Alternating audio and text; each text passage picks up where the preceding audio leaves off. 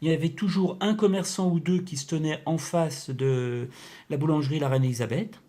Et là, ça redescendait et on aperçoit effectivement un stand ou deux et les camionnettes du marché d'Elisa. Oui, effectivement, tu as raison. Tu as raison. Donc là, il y a déjà, mais c'est pas la configuration actuelle de la banque. Il y a déjà l'extension, parce que ça a ouvert dans la maison bourgeoise. Ensuite, ils ont construit une première extension.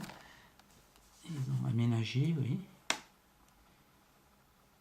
Et ça, c'est la vue du boulevard du commerce, où bon, là aussi, on est dans les années 60.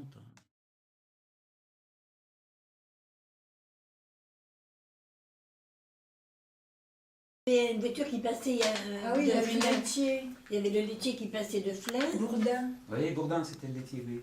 Le laitier, Il il y avait un une fois ou boulanger. deux par semaine. Il n'y avait pas un boulanger Il y avait Il un me semble qu'il y avait un boulanger. boulanger. Je me souviens pas. Mais Mais c'est-à-dire qu'avant, il n'y avait pas de salon d'essayage dans la boutique. oui. Il fallait aller dans la cuisine et dans le couloir. Alors qu'à ce moment-là, moi, on l'a transformé, si vous voulez, un petit peu. Il y avait un coin entre la porte de la cuisine et puis la baie vitrée.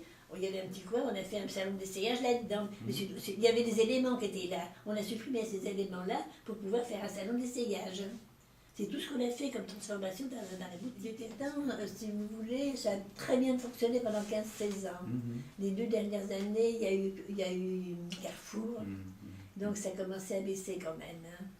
Mais autrement, moi je vivais sur le rapport de la mercerie. Hein. Oui, donc Ouais. le fil, Oui, le coton brodé, voilà. Et puis, beaucoup aussi sur la confection, parce qu'en plus, maman, elle allait à Paris dans le quartier du Sentier, tu vois, elle achetait en gros dans ce quartier-là, et quand elle achetait, elle savait, elle avait l'intuition, disons, à qui elle allait revendre. D'accord. Donc, en achetant chez les grossistes, elle disait, oh bah tiens, telle chose, ce serait bien pour Madame Attel, oh bah telle chose, ce serait plutôt pour Madame Attel. Elle achetait en fonction de ça, et c'est vrai qu'elle vendait aux personnes. Les personnes. Quand c'était le pressing Bonater.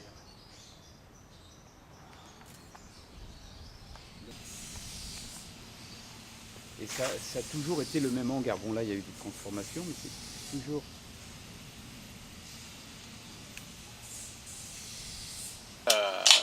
Le local à Bonater. Alors donc, le local abonataire, qu'est-ce que c'était ce local Ah bah abonataire? c'était une ancienne laverie. Ah oui. Laverie, mais il était locataire. Et est-ce que Bonater avait parlé de ce qu'il y avait avant qu'il installe la laverie? Ah bah c'était alors là ça date de c'était un grainier, graines et semences pour les agriculteurs. Quoi. Et donc en fait ce local c'était le hangar, la réserve du la grenier. réserve du grainier. C'était un guichet de pain vieux. Il a vendu ça de 17 000 € je crois, un truc comme ça. En 2005. Ça m'a pas permis de mettre de l'argent de côté. J'ai pas fait fortune avec l'hôtel. Loin de là. Hein. Non. Oui, ça tournait. Voilà, c'était gentil, hein, quoi. Mais ça aurait pu, elle tournait beaucoup plus avec. À la gloire de tous les enchanteurs du Merlin, les joyeux bouchers.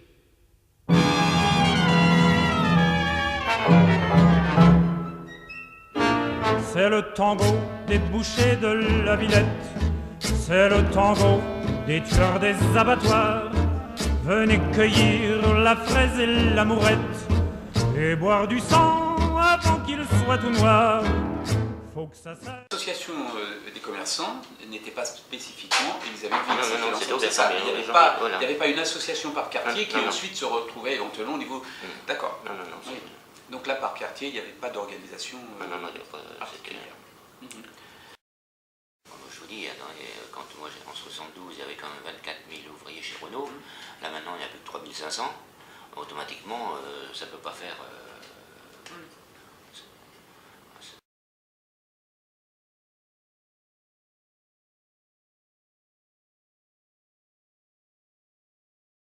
Elle a peut-être conservé des documents, des photos, elle peut nous dire si le...